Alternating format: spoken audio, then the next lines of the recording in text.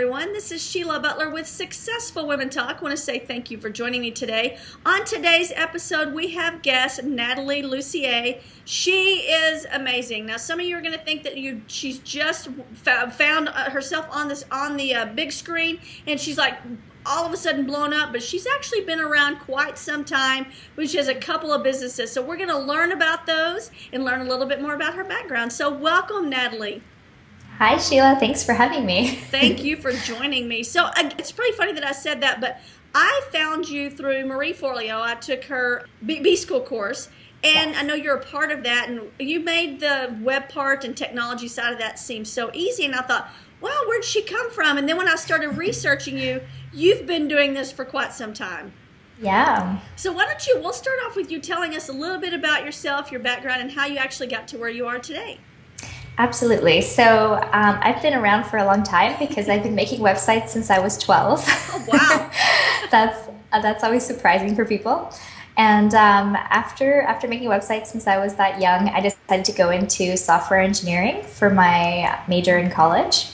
And so I did a lot of internships in technology firms in Silicon Valley, on Wall Street. And then when I graduated, I had the opportunity to go work full-time on Wall Street. And I decided to actually just turn it down and start my own business. And at the time, I was like, oh, I like technology, but it's not the only thing about me that I want to do all the time, and I don't want to sit behind a computer all the time. So I decided to start a website called Raw Foods Witch. And that was all about my passion for eating healthy and getting people to eat more fruits and vegetables. And during that time, I really, mastered online marketing and launching, and I made my own website, and I really kind of got everything running. And people were coming to me and asking, "Oh, who created your website? And how are you selling programs online? And how are you making an income from this?" So for a while, I actually just turned them away, and I was like, "Oh, I'm sorry, I don't teach about those topics. I just teach about healthy eating." And it was actually Marie Forleo herself who told me, like, "Why are you turning away all this business?" So when I listened to her, I started Nathalie Lussier Media, and that basically turned into a 6-figure business in the first year. And it was just basically a testament to kind of what was my natural skill, and instead of kind of turning away from it, just people started coming to me for that. And now that's basically a consulting company, and I sell products and teach people how to get techie with their businesses. I love that. And so many things I want to ask you about. Like you said, right out of school, you decided to start your own business. Now, were your parents entrepreneurs, or did they work, or were you a first-generation entrepreneur? What gave you the ability to get over that fear of going, okay, I'm gonna turn Wall Street down, and I'm gonna do this myself? Totally. So my mom's an accountant, and my dad is a hairdresser. So he has his own business. So I kind of did grow up around working for yourself. And it was actually, I was reading a book, The E-Myth Revisited, and it kind of talks about, the pie maker. If you like making pies, do you open a pie shop? And so my dad basically didn't, he's definitely an entrepreneur because he has his own business, but he's definitely the one doing all the work. And so I think that was really inspiring, but it also inspired me to think a little bit differently. Like, I didn't want to be tied down to a specific location when I started my business. So that kind of brought me to the online world of online marketing and online business. I love that. And then my next question is this. So, okay, so you got over the fear. You said, okay, I'm going to start my own business. But then you didn't even do it in the field that you had been studying. So a lot of people would go, wow, now that really is risky. So what made you, that would have been almost easy for you, I think, because you had been studying it. So how did you say, okay, I'm going to be able to make a living off of teaching people about raw foods? How did that happen? Yeah, well, and it was like, I was trying to come up with what I should do. And there's definitely part of me that was like, oh, I could go into web design, I could do all kinds of programming, I could do freelance, I could do all kinds of different things. But there's a part of me inside that was saying, what are you passionate about? What can you really help and change in the world? And growing up, I grew up in kind of a rural town in Quebec in Canada. And my family had a lot of heart disease and like a lot of heart attacks in my family. And when I discovered raw food, I basically got my dad to start eating more fresh fruits and vegetables. And he lost weight, his skin was better, and he basically just had all these great results from it. So I was like, well, if I can help one person how many more could I help if I did this online? And I wasn't really thinking about I mean, it was definitely a business when I started it, but I wasn't thinking so much about like, oh, I'm going to make tons of money. But it was more like, I really want to help people with this message. Oh, I love that. Now, okay, so then you have your friend. Now, were you and Marie friends just because you guys are all in? It seems like you're kind of all friends. Derek, Halpern, you guys. I kind of like that whole community that you guys have. So you were friends first, and she's like, what are you thinking? You've got people knocking on your door. Yeah, well, and actually, I had hired her as my coach at that time, and that's when she gave me that advice. So, I love that. That's terrific. Okay, Yes. so you decide you're going to get started with this online business, and although you had a tech background and you had built websites and stuff, I'm guessing based on what you said, you had to kind of teach yourself about online marketing, etc. Well, you've obviously done a great job of it, because even on your Facebook page of the Raw Food Switch, you've got like 5,200 followers. Yes. So how did you go about learning that? Because I find it very difficult. I was in the offline world until about 2 years ago, and I've just been online for about a year and a half. It is totally different to me, and it is hard for me to find a following to get myself out there. So how'd you do it?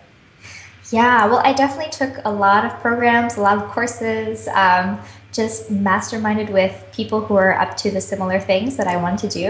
And I would say probably the biggest piece of advice that I have for anyone is to save any money that you would use on advertising, and use that to go and fly out or book yourself to an event that has the right kind of people that your peers and your mentors and stuff like that might be hanging out at. Because for me, I got a lot of cool, like fun connections early on because I went to South by Southwest in Austin, Texas. So I met Chris Gillibo at that time before he became big and famous. and I also met people who would then, introduce me to other people, and that led to speaking gigs, and it led to all kinds of other cool connections and interviews and things down the line. So I think just remembering that even online, when you're building an online business, you have to remember that you're working with other people, and being able to get in touch with people offline will usually improve your online business too. Oh, I love that advice. I recently talked with Amina Falchetto, and she basically said the same thing. Whether you're doing an online business or an offline business, it doesn't really matter. It's still about relationships, and you've got to take that online business offline. Yes, totally. And, I love working from home and being able to just do my thing, from my little home office, but being able to meet people in person has always kind of just fast forwarded my business success. I love that. So let me ask you this. So you launched your new website, your new company, and you said you're at 6 figures. Now, what about the other company? Were you, just ballpark, where were you with that company as far as revenues were? Yeah, so at that point it was about 60,000 a year, and since then I've kind of shifted my time so I don't work on it as much, and the income has basically come down because I don't do one-on-one work anymore and stuff like that. But it's become kind of automated, so it's a nice source of little recurring income for me, which is nice. That is great. Several sources of income, revenue streams is always a great idea. Absolutely. Before we started talking, I told you I love your stuff because you're fun, you're feminine, but you're also very geeky and techie. And I don't mean that in a negative way at all, because I love techie, geeky stuff. And you make it so down to earth. And that's been part of, I guess, your success as well. Mm-hmm. Yeah, absolutely. It's funny because when I was studying software engineering, there would be interview questions that I was interviewing for companies, and they were asking things like, how would you explain what a database is to a grandmother or, to a 3-year-old? So I basically trained myself through those years to kind of explain things in a way that makes sense to everybody. And I think that's something that I do really well. And everyone always tells me like, oh, I actually understand what you're talking about.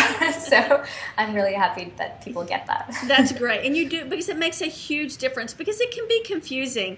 I didn't know, I told you I had an offline business. Well, we had a website, but it was always more like a brochure site versus it wasn't interactive at all. And, a couple of years ago I started. Now I'm on my 3rd WordPress site, and I love it. I don't have to know everything about it. I still have to have some help with it, but I can do the general stuff. I can, change basic stuff. I can do plugins. I can do all of my backups. I can change the tech. I love that part of it, and that makes it really user-friendly. Absolutely. Yeah. And I also think it's important, like, even if you do hire somebody to help you with technology, being able to understand what they're doing or like being able to kind of manage what you want them to do is really important. So if you have kind of an overall understanding of technology, then you're not stuck, paying for something and not being sure if they're doing the right thing. Absolutely. So how challenging is it for you? And I know you said you've kind of backed off on the other side a little bit, but running two businesses because you've got to come up with content for both. How challenging is that? Well, so here's the interesting thing. For my raw food business, I basically set up the search engine optimization so well from the get-go that I have about 60,000 people visiting that website every single month, and I'm not currently blogging Wow, actively. that's great. Yeah, so I think I just, really set it up the right way, and I have, incoming links, and I have everything optimized on that site, and people still find it and still link to it, and so that list is always growing, and people are always buying products. And so I do take guest posts every now and then, but I don't actually actively blog there anymore. Gotcha. Yeah. And now what about content for your news site? What is your strategy as far as content is concerned? Yeah, so for my news site, I do one weekly video where I do, like, whether it's a new application that I discovered that I want to share with people or a how-to for WordPress or for anything in online business. And I also sometimes do a book review just because, again, I'm a big nerd and a big bookworm, so I love to talk about books that I really enjoy and I think people would benefit from. And every now and then I'll kind of throw in a blog post that's more, experience-based, something I'm going through or something that I think might really help people. I like that. And do you find that more of your clients is it a female, male division, or do you see one more of the other? Yeah, I would say it's probably about 70% women on my list and kind of interacting. And in terms of one-on-one clients, it's mostly women. And then for my products, it's about 70-30.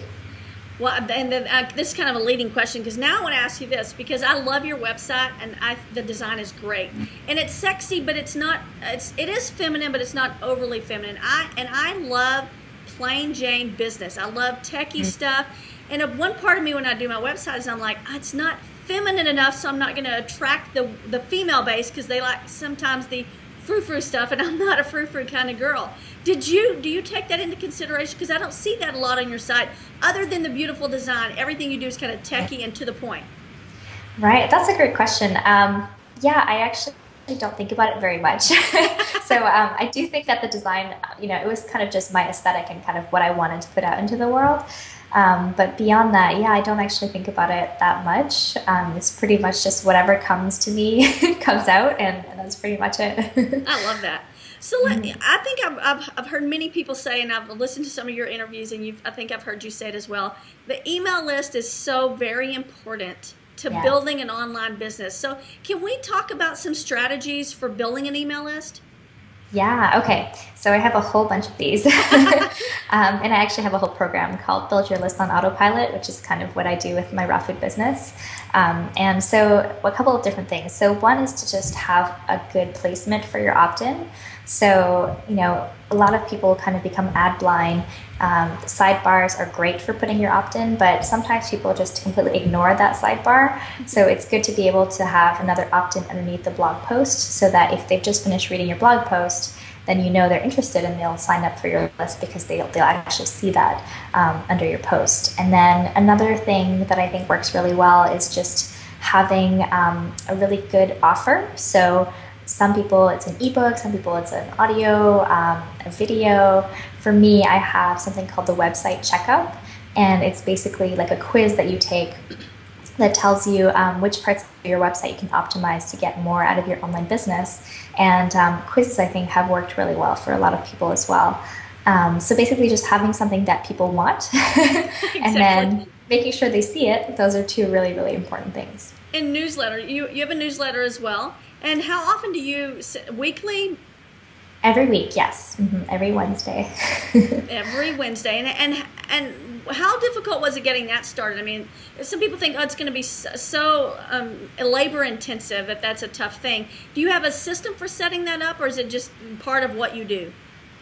Yeah, so basically my blog posts go into my newsletter every week. So depending on what I'm creating, that's basically what the main content of the newsletter is. So that really cuts down on creating two different types of content each week.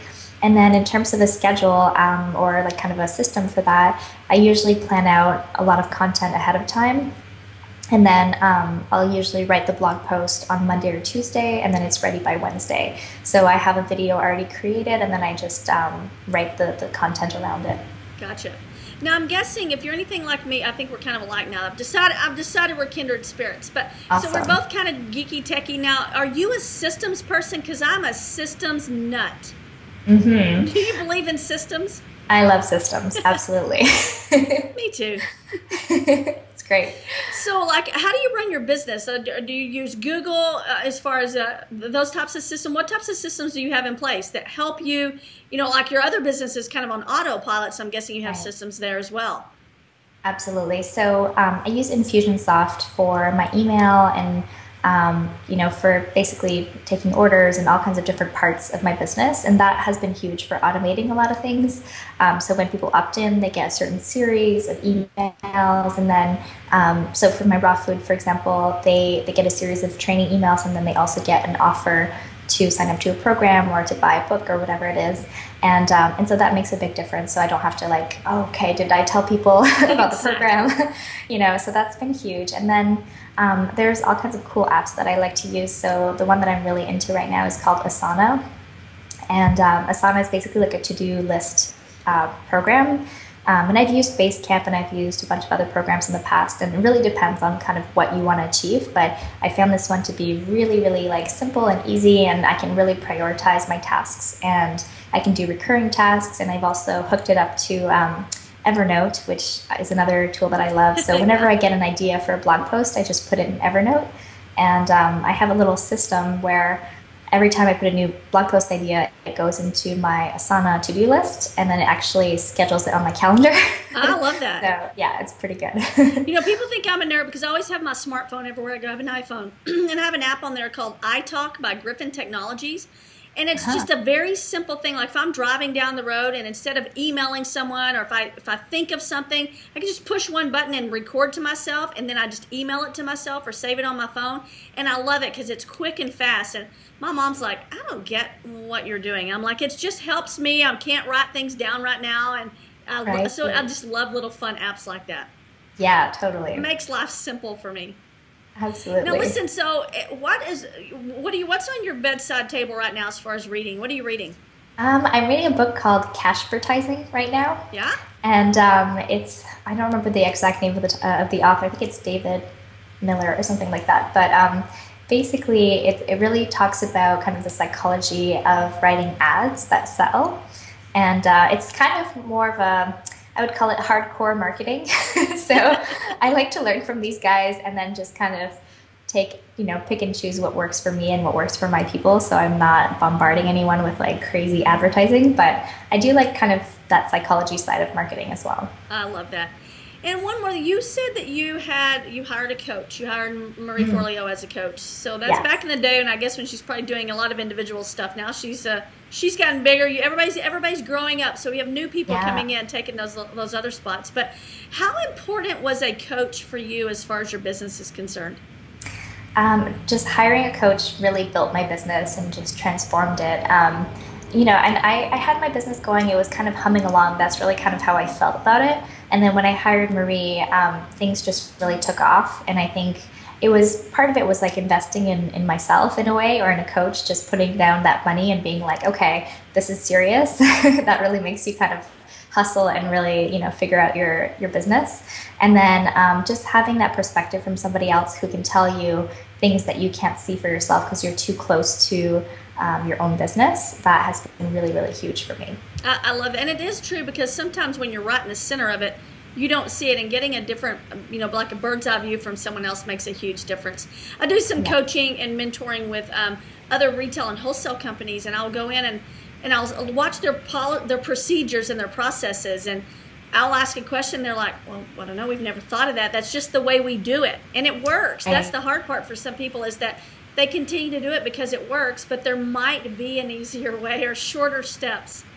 Absolutely. And yeah, exactly. Sometimes there's opportunities that you can't see, or priorities as well. Like you might be thinking, oh, I just need to like focus on this one little thing when actually the big thing is over here. Exactly. It's just hard to see that big thing sometimes. Exactly. Well, let's talk about this. So you had a coach and now you are a coach. So let's talk about some of the offerings that you have as well. Absolutely. So I have two big kind of one-on-one offerings right now. One of them is called Launch It With Me, and that's for when somebody really wants to launch an online product and get it in front of as many people as possible to get them in the seats, basically. That's right. So that's a 30-day program, and we work together one-on-one to really design a launch plan and really create content that'll get people excited and put together the entire process for launching. And I have another kind of one-on-one consulting package, which is more of a overall business package. So it might be that we'll plan out your whole year. It might be that we'll look at your website and really fine-tune things and optimize things. So again, it's kind of like seeing things that you might not see for yourself and being able to think bigger for your business. I love that. And how do you like? I mean, this is almost kind of a funny question. Do you like coaching? I mean, is that fun for you? It is, yeah. I think so. In the Strengths Finders test, there's like my top 3 are strategy, ideation, and empathy. So those are kind of like exactly what I do when I'm coaching with people, and just coming up with ideas. And I think what I love the most is that for each person that I work with, we come up with unique things because their business is unique. So we don't have to follow a cookie cutter plan or anything. And I think that's what keeps me excited about working with new people. Oh, I love that. Natalie, this has been such a pleasure talking to you. You and I think could talk. You could teach me so much, and we could talk tech so much. We could keep doing this all day long. But I appreciate you coming on the show. Thanks for everything that you're doing. We will link everything up in the show notes as well. But if someone wanted to connect with you, where would you want to send them? Yeah, so if they want to take the free website checkup, I would get them to go to the website gettechynow.com. And if you want to read my blog, you can go to nathalielussier.com. Perfect. Thank you for your time, and I hope you have a great day. Thanks for tuning in to this episode of Successful Women Talk. Listen, a lot of people ask me, Sheila, how did you build a business from 0 customers in revenue to thousands of customers and multi-7 figures within a few short years? Here's the secret sauce. We had great products, excellent customer service, and we leveraged, this is key, we leveraged our systems and processes.